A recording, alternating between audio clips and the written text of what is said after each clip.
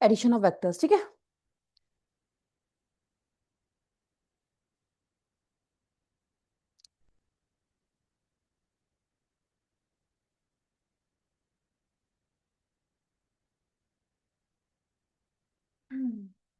देखो इसमें मैं ना कोई ग्राफिकल मेथड कुछ नहीं समझा रही हूँ, ठीक है, उतना सीबीएसई के पर्सपेक्टिव से भी इंपॉर्टेंट नहीं है। दो मेथड इंपॉर्टेंट है इसमें। कौन कौन से मेथड? एक है ट्रायंगल मेथड, एक है आपका पैरेललोग्राम लॉ ऑफ वेक्टर्स, ठीक है। दो ही मेथड इंपॉर्टेंट है। तो एडिशन ऑफ वेक्टर्स मैं आपको दो तरीके से बताऊंगी। एक होगा triangle law of vector addition,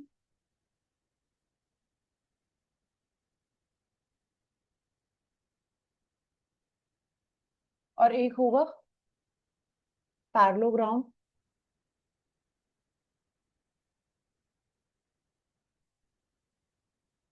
law of vector addition. Done हो गया, ठीक है। अब ना एग्जाम में ये जो मैथ आएगा ना, कॉन्सेप्ट आएगा एग्जाम में, वो भी डेफिनेशन के साथ आएगा सीबीएसई में, ठीक है। कॉम्पिटिटिव एग्जाम में कोई मतलब नहीं है किसी डेफिनेशन से आपको, लेकिन अगर सीबीएसई में ये क्वेश्चन आएगा तो विद डेफिनेशन आएगा। और जब बोला जाए ना कि आपको डिफाइन करना है, तो आपको डिफाइन करना पड़ेगा उस वक्त पे, ठीक है। तो डेफिनेशन इंपॉर्टेंट है, डेफिनेशन इंपॉर्टेंट है, लिखिए।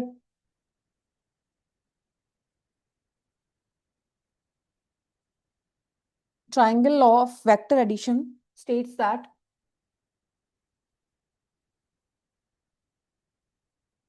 states that if two vectors, if two vectors acting on a particle at the same time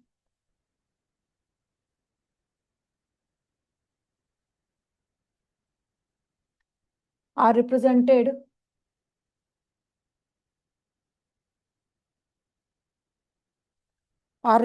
in magnitude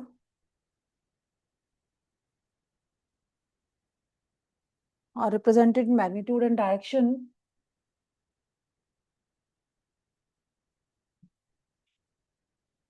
by the two sides of triangle,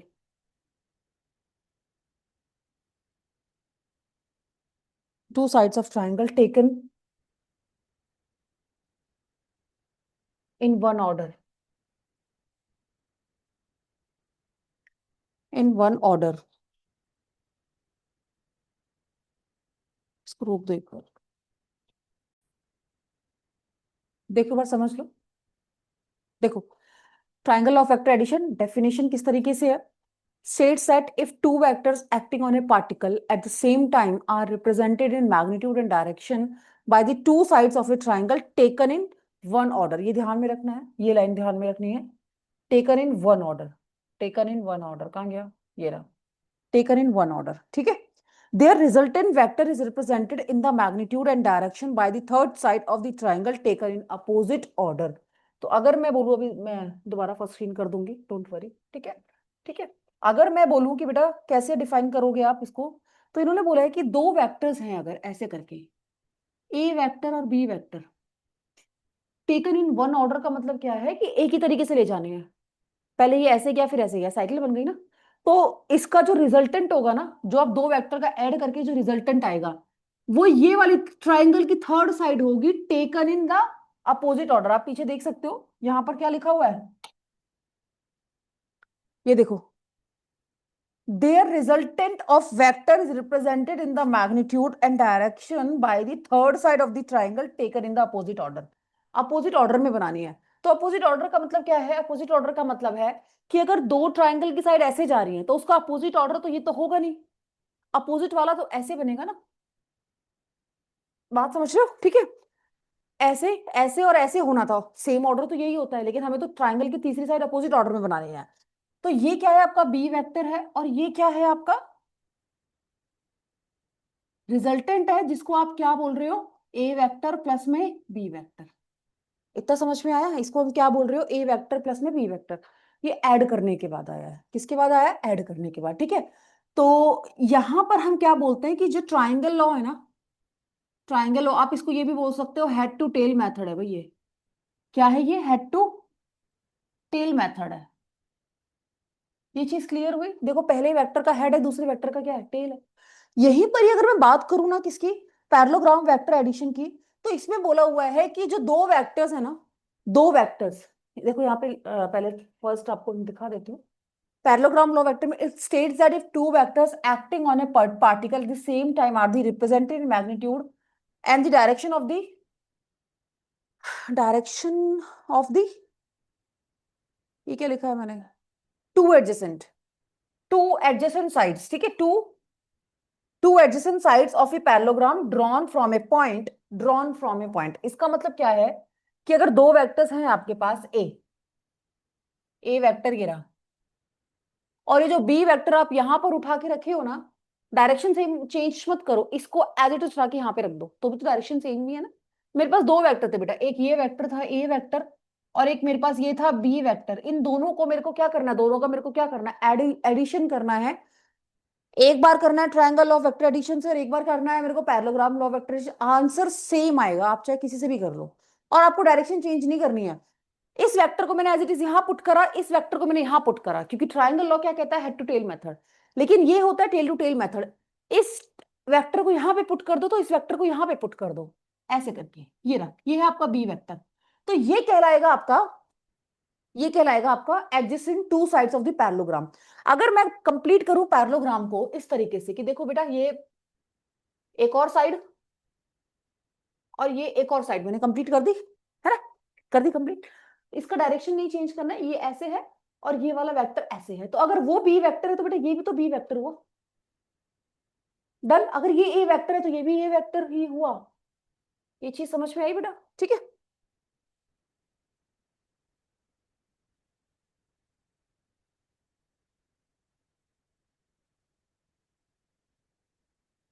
चलो, तो ये आपका क्या हुआ, बी वेक्टर हुआ। अच्छा, अब आपको क्या करना है यहाँ पर, ये रिजल्टेंट यहाँ पर बनाना है, ये रिजल्टेंट, ये रिजल्टेंट, और रिजल्टेंट आपको ऐसे बनाना है इस बार। समझ गई बात को? ए वेक्टर ये रहा, बी वेक्टर ये रहा, इसका रिजल्टेंट ये है। अच्छा, इन दोनों वेक्टर्स के बीच में थीटा होता है, ध्यान में रखना। इन दोनों वेक्टर्स के बीच में क्या होता है, थीटा होता है, ठीक है। अच्छा, अब रिजल्टेंट का आपने डायरेक्शन देख लिया। यहां पर रिजल्टेंट कैसा है, इन अपोजिट ऑर्डर, वहां पर क्या है, इन दोनों के ऐसे है, लेकिन देखो रिजल्टेंट डायरेक्शन सेम आया ना।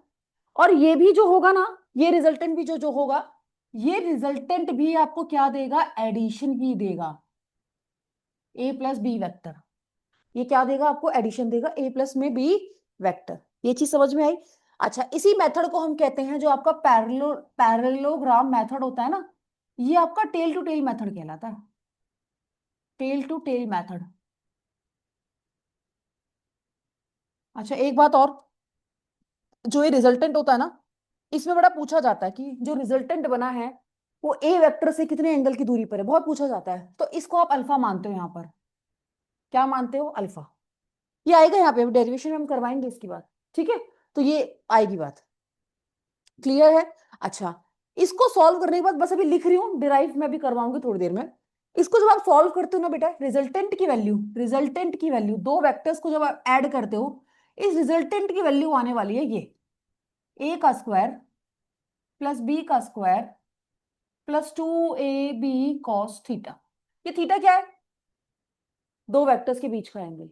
यही, इसी को मैं डिराइव करवाने वाली हूँ कि कैसे आया है। क्लियर है? ठीक है, बस मैं फॉर्मूला बता रही हूँ यहाँ पर कि फॉर्मूला आएगा। अच्छा, रिजल्टेंट का यही फॉर्मूला यहाँ पर है, रिजल्टेंट का यही फॉर्मूला यहाँ पर है, आप किसी से भी यूज कर सकते हो, कोई इशू नहीं है।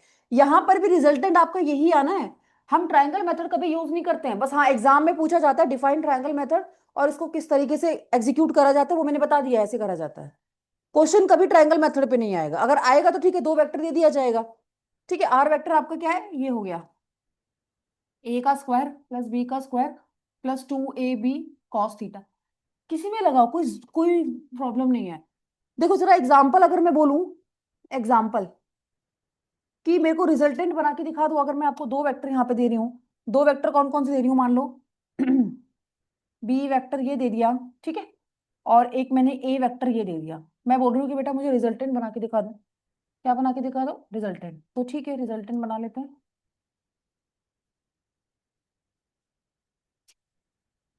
डायरेक्शन चेंज नहीं करना किसी भी वेक्टर की, ठीक है, ये आपका वेक्टर है और आपको क्या बनाना है, रिजल्टेंट बनाना है, तो रिजल्टेंट बना लेते हैं। तो मैंने क्या करा, मैंने बी वेक्टर को ऐसे के ऐसे ही रखा। अब ये टेल टू टेल मेथड है कि हेड टू हेड मेथड है, हेड टू टेल मेथड है ये। तो बी वेक्टर को ऐसे ही रखा डायरेक्शन चेंज करे बिना। अब कहां से कहां ले जाऊं, ऐसे ले जाऊं, है ना, इसकी टेल और इसको मैच कर दूं मैं, ये हो गया, ये क्या बना, ए वेक्टर बना। आप कोई पूछे इसका रिजल्टेंट क्या है, एक ऑर्डर में है दोनों, आप कोई पूछे इसका रिजल्टेंट क्या है तो रिजल्टेंट बना देते हैं। रिजल्टेंट इसकी थर्ड साइड होती है ट्राइंगल की, लेकिन अपोजिट ऑर्डर में होती है। ये आपका रिजल्टेंट आया, ये खत्म। क्लियर है बात को। अच्छा, इसी वेक्टर को अगर मैं पैरेललोग्राम वेक्टर में अगर इसको करूं तो, इसी वेक्टर को पैरेललोग्राम लॉ वेक्टर में मैंने करा है रिजल्टेंट निकालने के लिए, तो ठीक है, बी वेक्टर को ऐसे कैसे ही रख लूं, बी वेक्टर को मैंने ऐसे कैसे ही रख लिया। अब ये है टेल टू टेल मेथड, ठीक है, ये आपने हेड टू टेल पुट करा था, ये टेल टू टेल मेथड है। तो ए वेक्टर को पुट करूंगी मैं ऐसे, ये रहा ए वेक्टर, बात समझ में आई। ठीक है, अब दूसरा वाला जो है मैंने ऐसे करके ऐसे बना दिया, ये हो गया। ठीक है, अब यहां वाला क्या हो गया, ये हो गया, ये कोई मैंने कोई डायरेक्शन तो भी चेंज नहीं करी ना। अब बात कर रहे हैं हम किसकी, रिजल्टेंट की। तो रिजल्टेंट बताइए कहां से बनेगा, ये ए है ये बी है, तो ये थीटा ये वाला एंगल होगा, तो रिजल्टेंट कौन सा होगा, रिजल्टेंट ये होगा। क्लियर है, कोई डाउट, लिख लो जरा जल्दी से, अब डेरिवेशन करेंगे। हम्म, नहीं डेरिवेशन करेंगे। डेफिनेशन लिखा। अच्छा,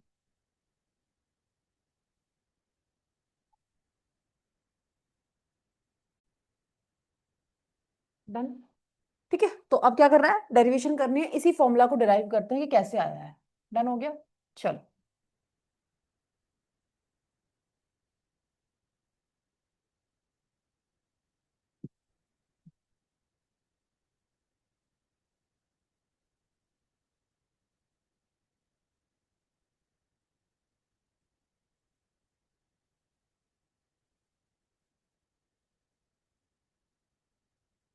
ओके, वेक्टर बना लेते हैं। ये है आपका ए वेक्टर, ये है बी वेक्टर, ये है ऐसे करके एरो। ठीक है, तो ये वाला, ये भी ए वेक्टर, ये भी बी वेक्टर। डन हो गया। अब मैं क्या कर रही हूँ, मैं एक परपेंडिकुलर ड्रॉ कर रही हूँ यहाँ पे, ऐसे करके और ऐसे करके। अब आपको पता है ये अगर थीटा होगा तो ये भी थीटा होगा। डन। ये अगर एंगल थीटा होगा तो ये भी क्या होगा, थीटा होगा। मैंने क्या करा, एक परपेंडिकुलर ड्रॉ करा है। अपने पैरेललोग्राम का नाम दे दीजिए, पी क्यू आर और एस, और इसका कुछ नाम दे दीजिए, ओ दे दो उसका नाम, है ना, ये थीटा है, थीटा। चलो, डन हो गया। अच्छा, आपको पता है रिजल्टेंट जो हमारा बनेगा, वो रिजल्टेंट कौन सा वाला बनेगा, रिजल्टेंट हमारा ये बनेगा, ये बनेगा, इसी को कैलकुलेट करना है, ये बनेगा। क्लियर है। ठीक है। अच्छा, जो डेरिवेशन का मतलब है तो उसमें एक एक स्टेप लिखना है, जब डेरिवेशन की बात बोले ना बेटा, तो उसमें एक एक स्टेप लिखना है। Draw a perpendicular O S on A vector. Done, ठीक है ना। अच्छा, then O P is equals to B cos theta and O S is equals to B sine theta. इसमें किसी को डाउट है कैसे हुआ है, इसमें किसी को डाउट है कैसे हुआ।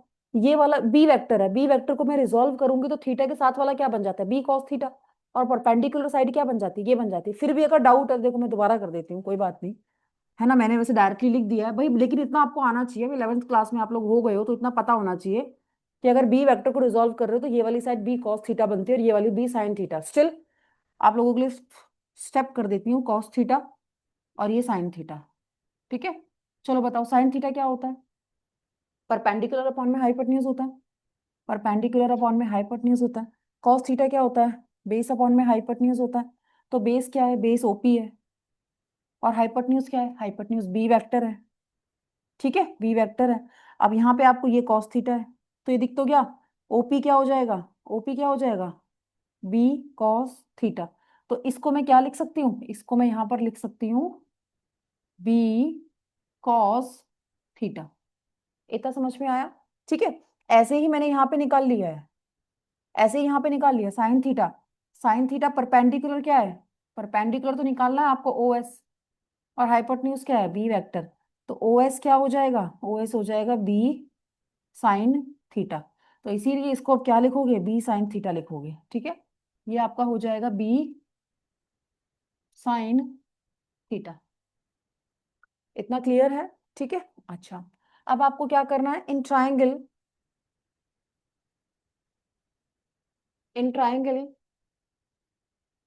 ट्राइंगल क्यू एस और ओ पकड़ लो।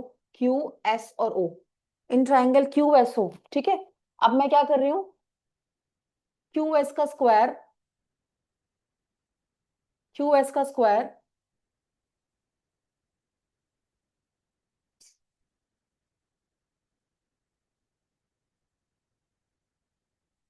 क्यू एस का square is equals to Q O, O Q का स्क्वायर, ओ क्यू का स्क्वायर प्लस में ओ एस का स्क्वायर।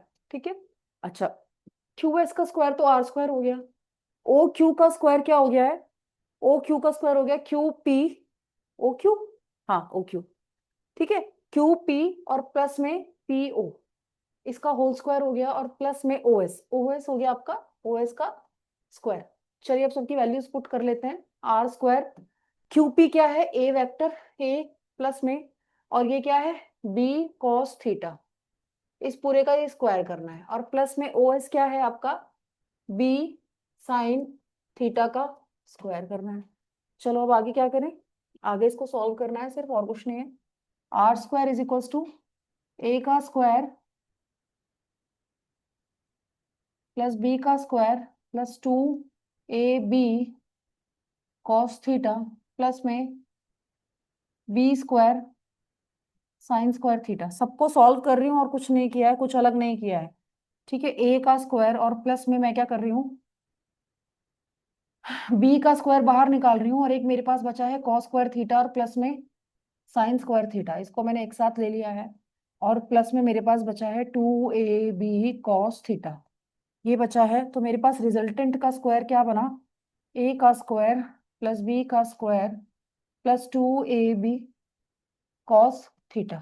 ठीक है, अब रिजल्टेंट क्या बन गया? रिजल्टेंट बन गया अंडर रूट में ए का स्क्वायर प्लस बी का square plus 2ab cos theta. ये आपको क्या मिल गया है? ये आपको मिल गया है क्या? रिजल्टेंट मिल गया है। ठीक है, ये रिजल्टेंट का फॉर्मूला है। Triangle law vector addition use करो, चाहे parallelogram law of vector addition use करो, आपके पास यही फॉर्मूला आना है। जल्दी से लिख लो इसको फटाफट से।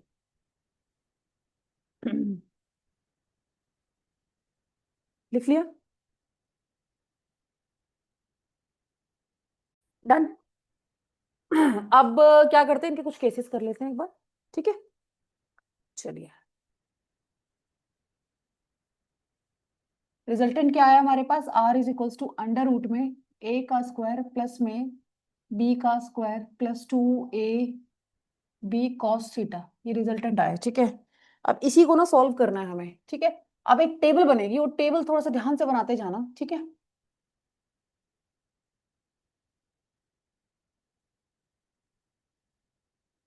ये है theta is equals to 0 degree, ये है theta is equals to 30 degree. 30 में बनाए कि नहीं बनाए? चलो देखते हैं 30 में। Theta is equals to 60 degree, theta is equals to 90 degree, theta is equals to, most important है आपका, इसको थोड़ा और खिसका देती हूँ यहाँ पे, थीटा इज इक्वल्स टू 60 हो गया। एक काम करो, इसी को खिसका लो, ये इंपॉर्टेंट है भी नहीं इतना, यहाँ पे कर लो। Theta is equals to 30 degree. ठीक है, चलो अब ठीक है। Theta 30 degree, theta 60 degree, theta 90 degree, theta 120 degree, और लास्ट बचेगा थीटा 180 डिग्री। 45 पे भी आप निकाल सकते हो, आपकी मर्जी, आप निकाल लो 45 पे ना। मैं तो बस एक स्पेशल केसेस की मैंने अलग एंगल उठा लिए हैं। ठीक है, 45 पे आप निकाल लो। अगर मैं बोल रही हूँ कि बेटा 45 पे रिजल्टेंट की वैल्यू क्या होगी, cos 45 क्या होता है, cos 45 1/√2। तो सॉल्व कर लो इसको, आंसर आ जाएगा रिजल्टेंट का, है ना। मैं तो बस एक कुछ एंगल स्पेशल मैंने पर्पसली लिए हैं, आप किसी भी एंगल पे रिजल्टेंट निकाल सकते हो। ठीक है, डन। चलो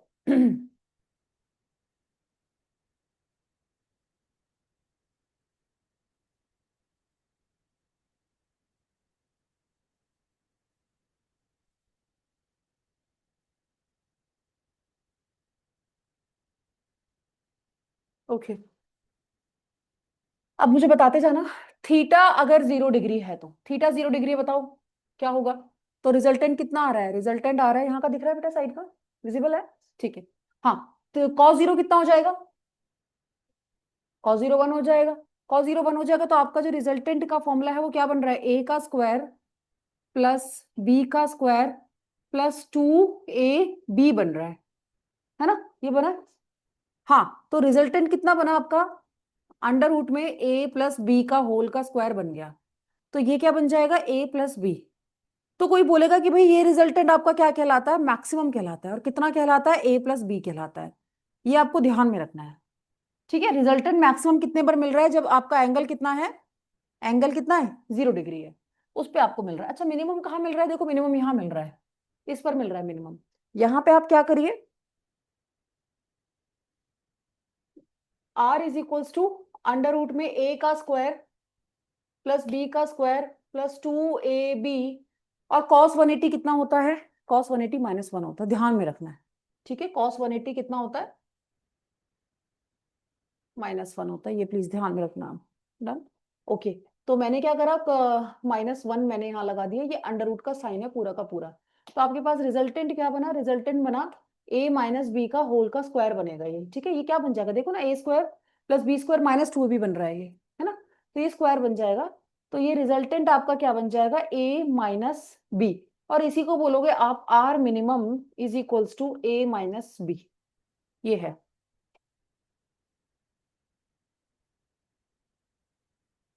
ये डन, ये रिजल्टेंट हो गया आपका। अच्छा, अब मैं धीरे धीरे करके सारे एंगल्स में चेंज कर रही हूँ।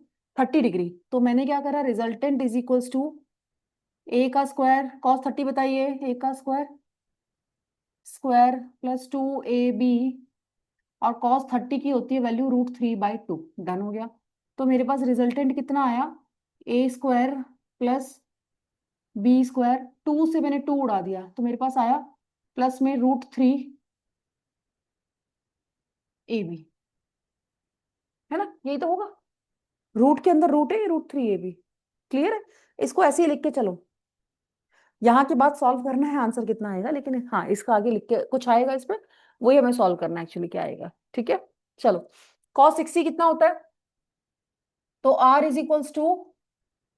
a का स्क्वायर प्लस b का square plus 2ab, a b, cos 60 1/2, 1/, हाँ ठीक है, 1/2, 1/2। तो 2 से 2 कैंसिल हो जाएगा, आपके पास क्या बन जाएगा, r = a का स्क्वायर प्लस बी का स्क्वायर प्लस ए बी बन जाएगा। डन हो गया, ठीक है। अच्छा, इसमें देखते हैं cos 90 कितना होता है आपका, 0 होता है। तो ये पूरी टर्म 0 हो जाएगी, ए का स्क्वायर प्लस बी का स्क्वायर प्लस 0। तो आपके पास क्या मिलेगा, आपके पास ये मिलेगा, ए का स्क्वायर प्लस बी का स्क्वायर। अब ऐसी cos 120 की बात बता, cos 120 कितना होता है एक बार, हाँ, r = ए का स्क्वायर प्लस बी का स्क्वायर प्लस 2ab, और cos 120 होता है माइनस में, माइनस होता है कि प्लस होता है, तो ये आ जाएगा आपका, 2 से 2 कैंसिल हुआ, तो r = ए का स्क्वायर प्लस बी का स्क्वायर, और माइनस में ए बी आ गया है। एक मिनट रुकना, इसको चेक कर लो, ए का स्क्वायर प्लस ए का स्क्वायर माइनस में ए का स्क्वायर, हाँ ठीक है, ए माइनस होता है, ठीक है, ठीक है, ठीक है, ठीक है, ठीक है, -1/2 होता है, ठीक है। चलो, ये मैंने सारी वैल्यूज कैलकुलेट कर लिया। अब इसमें स्पेशल क्या था, देखो बेटा, एक बार समझ समझ लो, टेबल खत्म हो जाएगा। इसमें स्पेशल क्या है? स्पेशल तो आप यहां तक तो सभी कैलकुलेट कर लोगे, आप थीटा की वैल्यू सब में पुट करनी है ना, पुट करते चले गए आप, थीटा की वैल्यू सब में पुट करते चले गए, you will get the answer. But ना क्वेश्चन जब एग्जाम में पूछा जाता है ना, क्वेश्चन केस के साथ पूछा जाता है। क्वेश्चन ये बोल देते हैं अगर आपका थीटा 0 डिग्री है और आपको केस दे दिया गया व्हेन ए वेक्टर बराबर बी वेक्टर, डन। क्या केस दे दिया गया? ए वेक्टर बराबर में बी वेक्टर। क्या केस दे दिया गया? ए वेक्टर बराबर बी वेक्टर। ये इफ है, इफ इफ इफ। अच्छा, यहां पर भी इफ ए वेक्टर बराबर में B vector, if A vector बराबर में बी वेक्टर, और यहां पर भी इफ ए वेक्टर बराबर बी वेक्टर। ये इंपॉर्टेंट है। ये क्यों इंपॉर्टेंट है? ये चीज आपको लर्न कर देनी है आज के बाद। क्लास ट्वेल्थ में आप जाओगे उससे पहले ये चीज आपको रट जानी चाहिए, क्योंकि क्लास ट्वेल्थ में ये जो ब्लॉक है ना, ये दिखाई दे रहा है आज आपको, ये क्लास ट्वेल्थ में पीछा नहीं छोड़ेगा। ठीक है, तो ये ब्लॉक एज इट इज आपके दिमाग में आज छप जाना चाहिए कि अच्छा ये तो हम निकाल लेंगे, लेकिन टिप्स पे आपके होना चाहिए कि क्या आंसर आएगा। मेरे को टिप्स पे याद है कि देखो समृद्धि, मेरे को टिप्स पे याद है कि अगर मेरे पास ए वेक्टर और बी वेक्टर है, ए वेक्टर और बी वेक्टर है, उन दोनों के बीच में अगर मैंने 120 एंगल का दिया, मतलब ए वेक्टर और बी वेक्टर दोनों बराबर है, मतलब अगर मैं बोलूं ये भी 5 सेंटीमीटर का है और ये भी 5 सेंटीमीटर, तो मेरा रिजल्टेंट भी 5 सेंटीमीटर ही आएगा। मुझे पता है। अगर मेरा एक वेक्टर 5 सेंटीमीटर का इधर है और 120 एंगल पे दूसरा 5 सेंटीमीटर का वेक्टर इधर है, तो मुझे पता है कि मेरा रिजल्टेंट 5 सेंटीमीटर का बनने वाला है। क्यों? क्योंकि मैंने याद कर लिया है कि अगर थीटा 120 होगा और दो वेक्टर सेम होंगे तो रिजल्टेंट सेम बनता है। ठीक है, अब वो कैसे है उसी को प्रूव कर लेते हैं। ठीक है, अब देखो इधर, इधर देख लीजिए। अगर आपका if A is equal to B है तो यहाँ पे पुट करना जरा, आर कितना आ जाएगा? 2a नहीं आ जाएगा? हाँ, तो मैक्सिमम हो गया, ये डबल हो गया, एडिशन हो गया ना। एक वेक्टर इधर है ए वेक्टर, और यही ए वेक्टर इधर बना रही है, तो रिजल्टेंट कितना हो जाएगा? दोनों को ऐड कर दो, 2a बन जाएगा। चलो यहां पर देखना जरा, अगर a बराबर b कर रही हूं तो ये रिजल्टेंट आपका क्या बन जाएगा? ऊपर की इसी इक्वेशन में चेंज कर रही हूँ, a का स्क्वायर प्लस a का स्क्वायर प्लस √3 तो था ही था, और ये साइड में a का स्क्वायर मैंने इसको भी बना दिया। तो हमारे पास ये कितना बन जाएगा? r is equal to 2a का स्क्वायर, ये बन जाएगा। क्या बन जाएगा? 2a का स्क्वायर और प्लस में √3 a का स्क्वायर बन जाएगा। ये हो जाएगा। अब यहां से क्या आप बाहर ले जाओगे इसको? किसको? a को बाहर ले जाओगे। ठीक है, वैसे ये हमारे एग्जाम में आता नहीं है, ठीक है, क्योंकि इसकी बहुत ही एक अजीब सी इक्वेशन बनी है। इसको a को बाहर ले जाओ, अंदर आपके पास क्या बचा है? 2 प्लस में √3 बचा है। ये रिजल्टेंट होता है। ये आपको दिख जाए कभी तो ऑप्शन में दिख जाए कि ये रिजल्टेंट कब का आया होगा, तो सॉल्व करने की जरूरत नहीं, रट्टा मारो इसको कि हाँ 30 डिग्री पर है जब आपका क्या हुआ होगा, ए और बी क्या रहा होगा? इक्वल रहा होगा। ठीक है, ठीक है। अच्छा, if A is equal to B है तो यहाँ पर क्या होगा? यहाँ पे मैं पुट कर रही हूँ कि यार आर इज इक्वल टू कितना है? ए का स्क्वायर है और प्लस ए का स्क्वायर है, और प्लस कितना हो जाएगा? ए का स्क्वायर। तो आर इज इक्वल टू कितना हो जाएगा? 3a का square. R is equal to √3 और a। ये आपका आंसर आना चाहिए कि अगर दो वेक्टर सेम है तो पैरेललोग्राम लॉ वेक्टर से क्या बनेगा आपका? √3a। ये टिप्स पे होना चाहिए कि अगर एंगल कितना है 60 डिग्री तो रिजल्टेंट कितना बनेगा? √3a। ठीक है। अच्छा, अब यहां पर कितना आ जाएगा? यहां पर मुझे पता है ये √2a आएगा, तो ये कितना हो जाएगा? a का स्क्वायर प्लस a का square is equals to r is equals to 2a का स्क्वायर 2a। तो ये कितना आ जाएगा? Resultant is equals to √2a। कब का केस है? जब थीटा कितना है? 90 डिग्री है, दो वेक्टर्स का है। अच्छा, यहां पर क्या है?